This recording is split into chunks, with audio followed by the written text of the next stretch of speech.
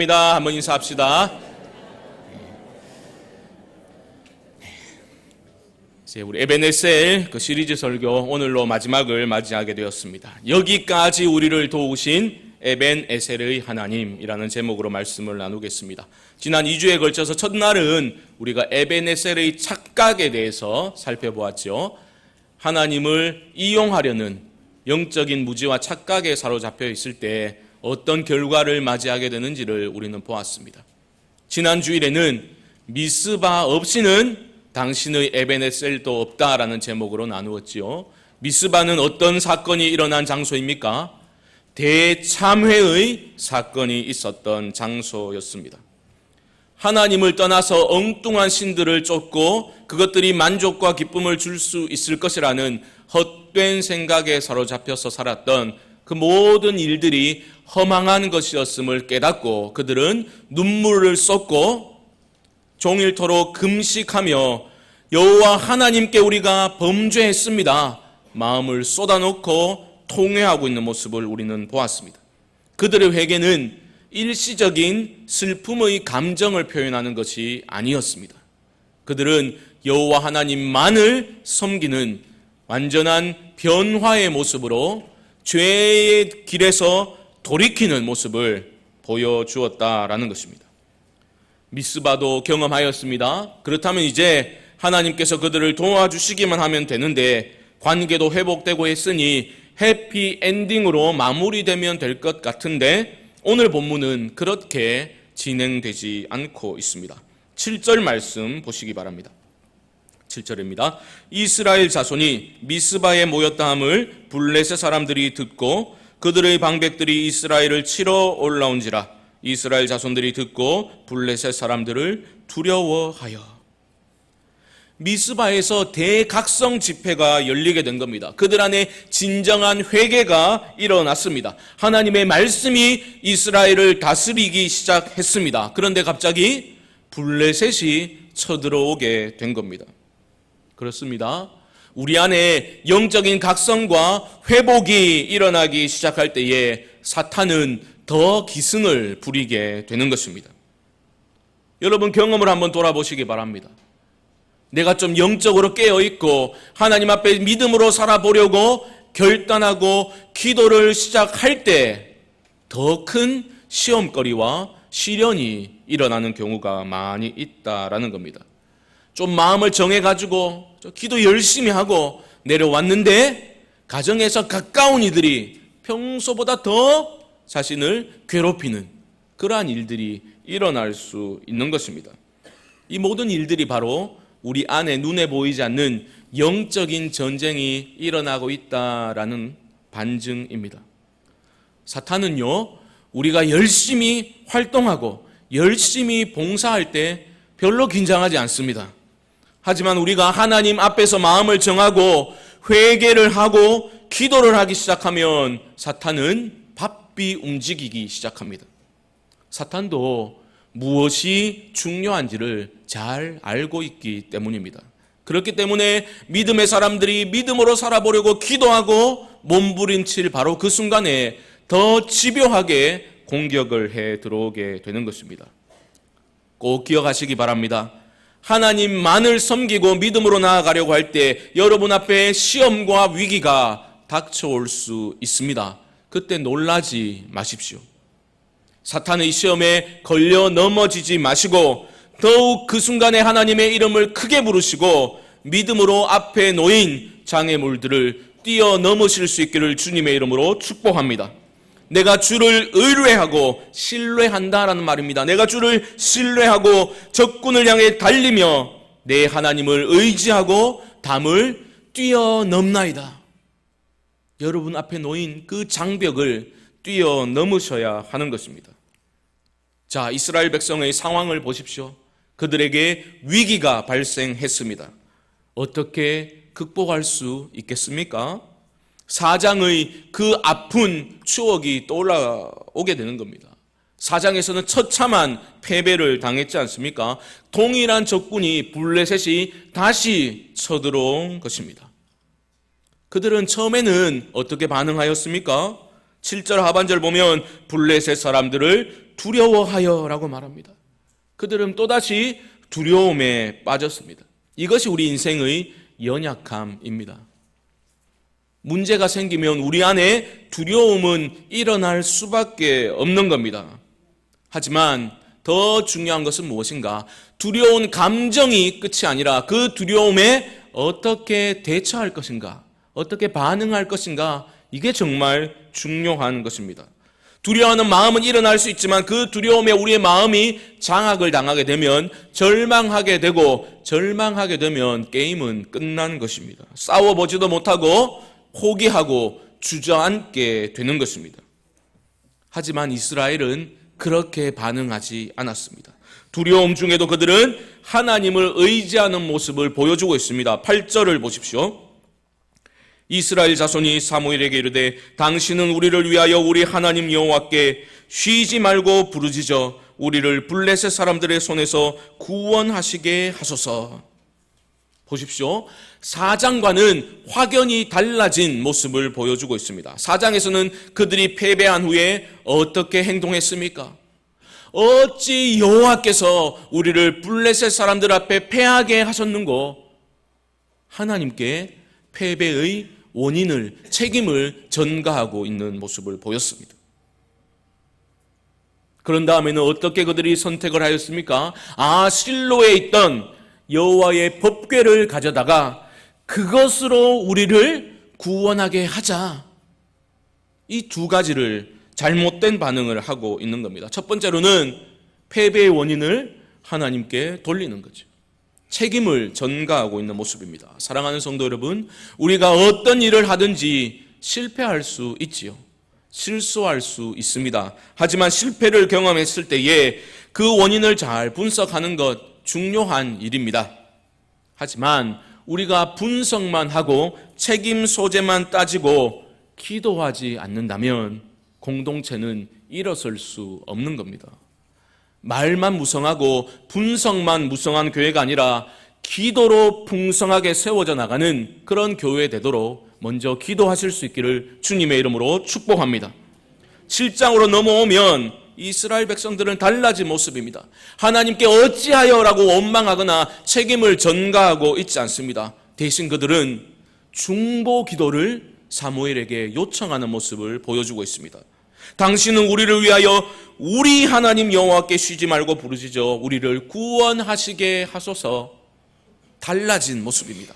그것으로 법궤로 하여금 우리를 구원하게 하라가 아니라 우리 여호와 하나님께 부르짖어 우리 여호와 하나님께서 우리를 건져내시게 구원하시게 하소서. 달라진 모습입니다. 4장의 모습과는 완전히 달라진 모습입니다. 4장에서는 그것으로 우리를 구원하게 하자. 하지만 우리 하나님 여호와께 부르짖어 우리를 구원하시게 하소서. 정말 달라진 모습은 기도에 있습니다. 4장에서 그들은 기도하지 않았습니다. 기도도 하지 않고 기껏 머리를 맞대고 짜낸 아이디어라는 것이 법궤 가져오자. 그러면 승리는 따놓은 당상이다. 확신에 가득 차 있었지요. 아주 주목해야 될 부분입니다. 어리석은 결정, 하나님의 진노를 더 가중시키는 어리석은 아이디어를 내고 만 겁니다. 하지만 이제 달라졌습니다. 대각성을 통해서, 회개를 통해서 그들은 분명히 하나님이 원하시는 것이 무엇인지를 발견하게 된 겁니다. 하나님이 주관하고 계신다는 믿음을 갖게 되자 그들의 운명을 하나님의 손에 맡겨드리는 그러한 선택을 하게 된 겁니다. 놀라운 것은 그들은 이제 하나님의 은혜만이 유일한 구원의 길인 것처럼 믿고 그렇게 행동하고 있다라는 겁니다. 사무엘에게 중보 기도를 요청하는 그들의 간절함을 보시기 바랍니다. 기도만이 유일한 길인 것처럼, 방법인 것처럼 그들은 그렇게 요청하고 있는 것입니다. 사랑하는 성도 여러분, 혹시라도 내가 신앙적으로 힘이 빠져서 여러분들의 삶이, 신앙생활이 무기력해져 있습니까?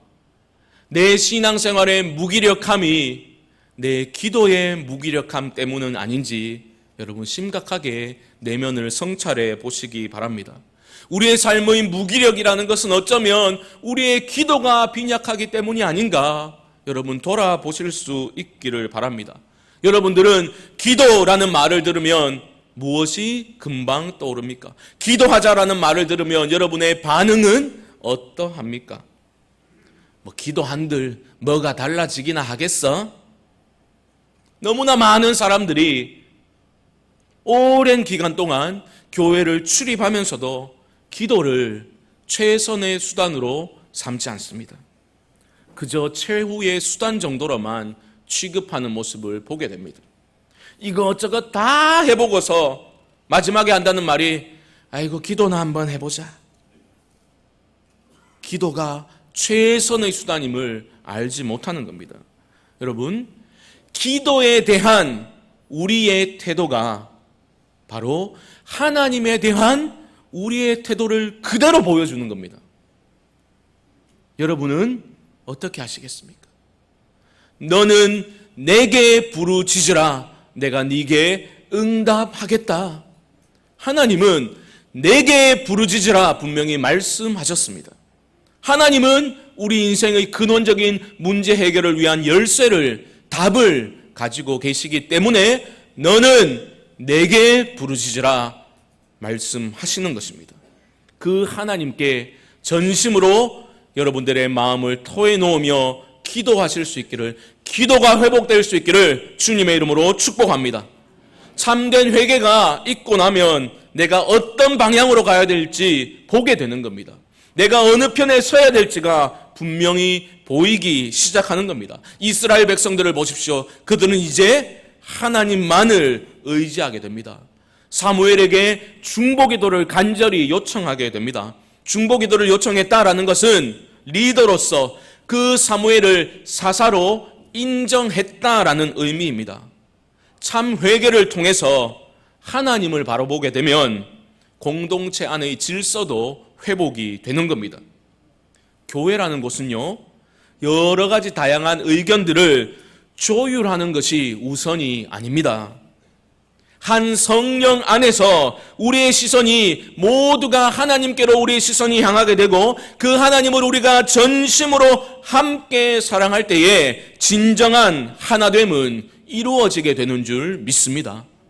나도 좀 양보할 테니까 니도 좀 양보하고 그렇게 하는 게 우선이 아니라니까. 그거는 매우 부차적인 문제입니다.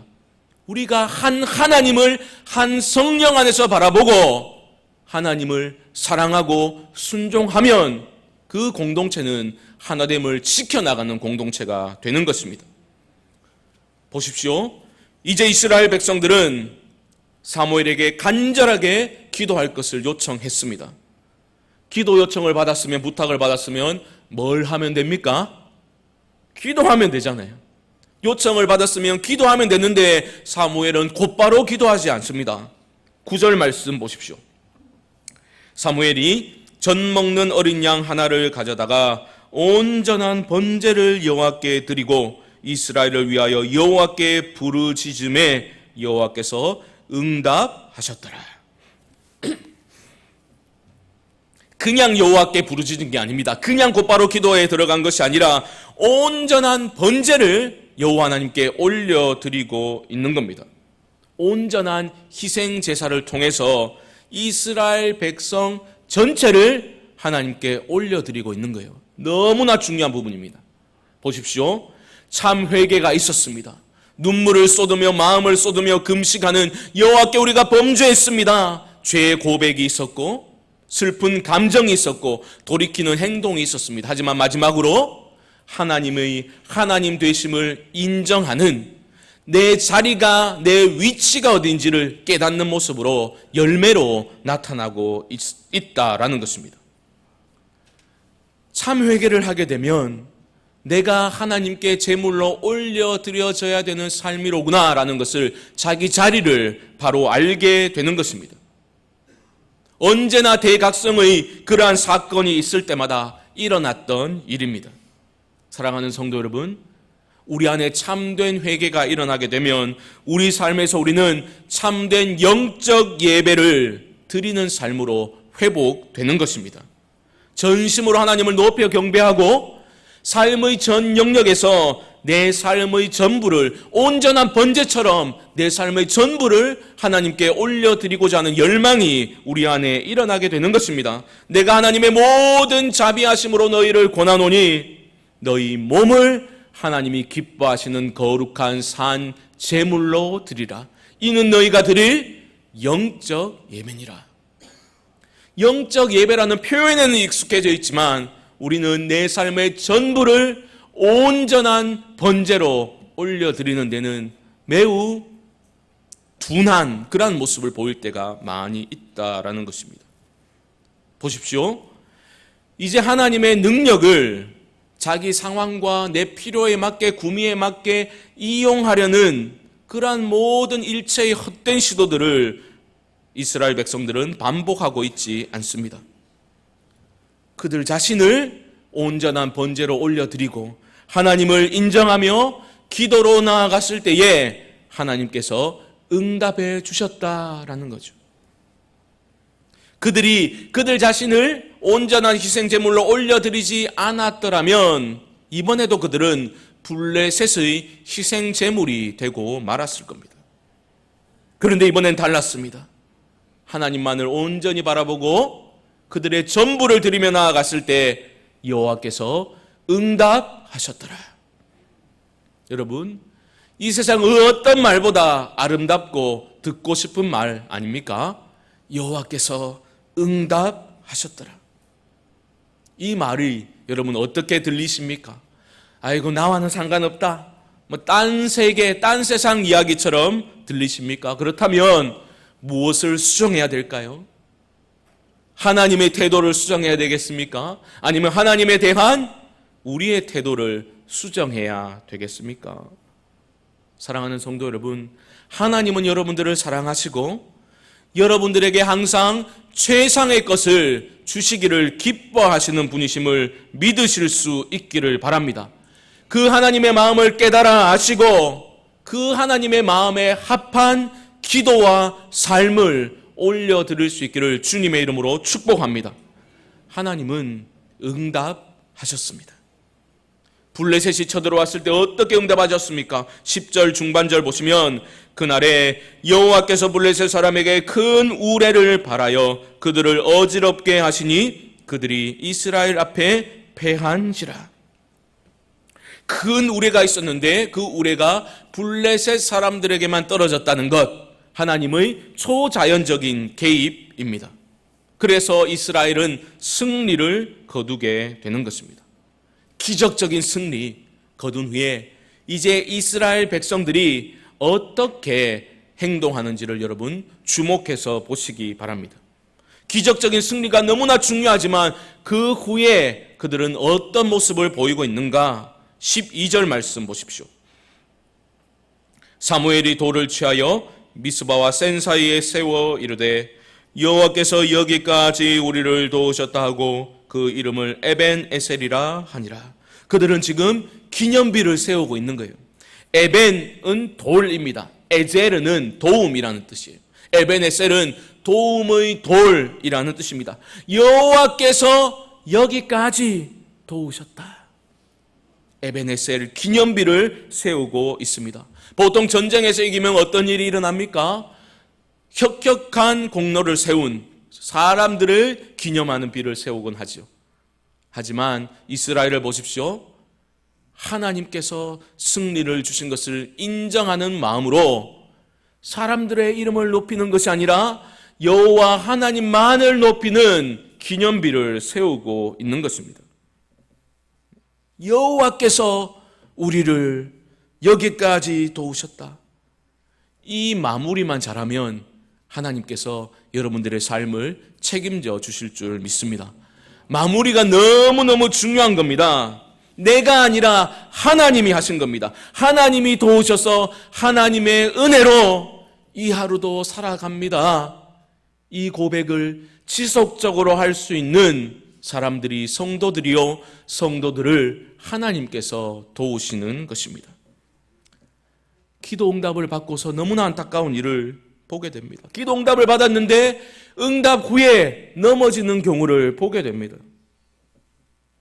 나의 잘남이요, 나의 능력인 양 착각해서 영적인 교만에 빠져가지고 하나님이 아니라 자신을 높이다가 망하는 경우를 보게 됩니다. 여러분, 일이 잘 풀리고 하나님이 도우셔서 여러분 잘 나간다 싶을 때에 오히려 더 겸손히 하나님 앞에 엎드리시고 하나님을 높여드림으로 에베네셀의 하나님을 끝까지 경험하실 수 있기를 주님의 이름으로 축복합니다. 여호와께서 여기까지 우리를 도우셨다. 여기까지 범위를 우리는 한번 생각해 보아야 합니다. 물론 승리의 지점 여기까지이겠지요. 하지만 더 폭넓게 한번 묵상해 보아야 합니다. 사무엘과 이스라엘 백성들이 여기까지 여호와께서 우리를 도우셨다. 사무엘의 머릿속에 들어갈 수는 없지만 사무엘은 아마도 그 여기까지를 굉장히 확장해서 보았을 것 같습니다. 그 옛날 믿음의 조상인 아브라함, 하나님이 부르시고 가라 말씀하셨을 때 순종하여 떠났던 아브라함, 약속의 말씀 붙들고 떠났던 아브라함을 떠올려 보았을 겁니다. 애굽에서 종살이 할 때에 그들의 부르짖음을 들으시고 출애굽 시켜주시고 약속의 땅을 쟁취하도록 도와주신 그 하나님을 생각해 보았을 겁니다. 여기까지는 매우 폭넓은 것입니다. 목사님 그래까지 생각했겠습니까? 좋습니다. 그러면 에베네셀이니까 에베네셀의 사건만을 한번 생각해 보시기 바랍니다. 4장에도 에베네셀이 나오지 않습니까? 여기까지 도우셨다라고 했는데 그 어두운 실패와 철저한 치욕과 수치의 과거, 그 현장 또한 여기까지에 포함될 수 있겠습니까? 포함하고 싶다면 우리 안에는 이런 의문이 생기겠죠. 아니 도대체 어떻게 그 수치스러운 과거의 현장에서 도대체 어떻게 어떤 식으로 하나님은 그들을 도우셨단 말인가? 내 인생의 어두운 과거, 그 상처 입은 현장에서 하나님은 도대체 어떻게 나를 도우셨단 말인가? 그런 생각을 할 수밖에 없겠죠. 사무엘상 기자는 우리에게 에베네셀의 사건을 통해서, 이야기를 통해서 답을 주고 있는 것입니다. 그 어두울 때 수치의 현장, 치욕의 현장, 고통의 현장에도 하나님은 그들을, 우리를 돕고 계셨다라는 거죠. 어려움과 고난 쉬운 일 아닙니다.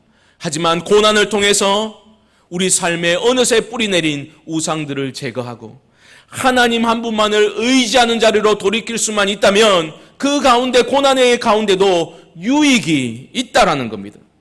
하나님께서는 가지를 제거하도록 그렇게 우리를 인도하실 때가 있다는 겁니다. 여러분, 에베네셀의 하나님은 꽃길만 걷도록 하시는 하나님이 결코 아니십니다. 오해하시면 안 되겠습니다. 그런 하나님 아니십니다. 에베네셀의 하나님은 때로는 은혜와 자비로 우리를 품으시고 다독여 주시지만 때로는 따끔한 징계와 채찍으로 우리를 옳은 길로 가도록 인도하시는 분이 에벤에셀의 하나님이신 줄 믿습니다. 그 징계마저도 우리를 사랑하시기 때문에 주시는 것임을 인정하고 깨닫게 된다면 그 또한 은혜로 우리는 받을 수가 있게 되는 것입니다. 우리의 삶은 그런 것입니다. 성도의 삶이란 그런 것입니다. 하나님의 자비와 하나님의 징계는 우리 인생의 시줄과 날줄처럼 엮여가지고 우리 성도의 삶을 만들어 나가는 것입니다. 말씀을 정리해 보겠습니다. 오늘 본문을 보게 되면 우리는 에벤에셀이 수치와 철저한 실패의 자리에서 승리와 영광의 자리로 바뀌는 것을 발견하게 됩니다. 이스라엘이 기도하지 않고 참된 회개 없이 영적인 무지와 착각에 빠져가지고 하나님의 능력만을 이용하고자 했을 때에 그 결과는 이가봇이었습니다. 하나님의 영광이 떠나버린 이가봇이라는 처참한 결과를 맞이하게 되었습니다. 하지만 진정한 회개를 통해서 하나님의 하나님 되심을 인정하고 온전한 번제로 그들 자신을 하나님께 올려드리며 전심으로 여호와께 나아갔을 때에 그 결과는 에벤에셀의 하나님을 만나게 된 것입니다. 여호와께서 여기까지 우리를 도우셨다. 여러분들의 삶을 지금도 붙들고 계시는 에벤에셀의 하나님을 발견하시고 그분을 의지하실 수 있기를 주님의 이름으로 축복합니다. 그 감사를 여러분 표현하시기 바랍니다. 여기까지 인도하신 여호와 하나님, 에벤에셀의 하나님을 기억하시고 여러분들만의 에벤에셀을 세워 나가실 수 있기를 바랍니다. 우리 가정의 에벤에셀을 세워 나가실 수 있기를 바랍니다. 우리 교회의 에벤에셀을 함께 세워 나가야만 하는 것입니다.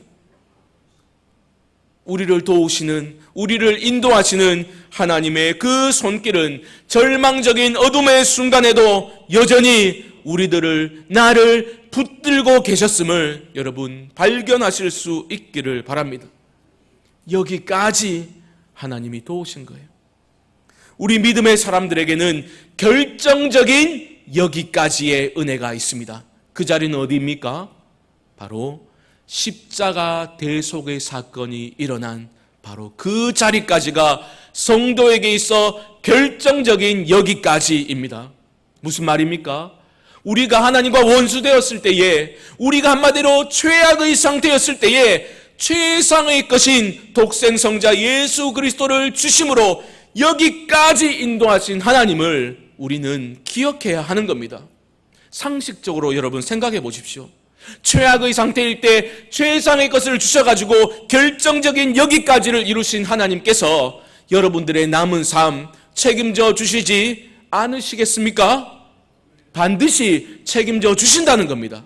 결정적인 여기까지를 인도하신 에벤에셀의 하나님은 여러분들의 남은 생에 우리 교회를 이곳에 세우신 하나님께서는 우리 성광교회를 반드시 하나님이 원하시는 자리까지 이끌어 가실 줄 믿습니다. 그것이 바로 성도의 믿음입니다.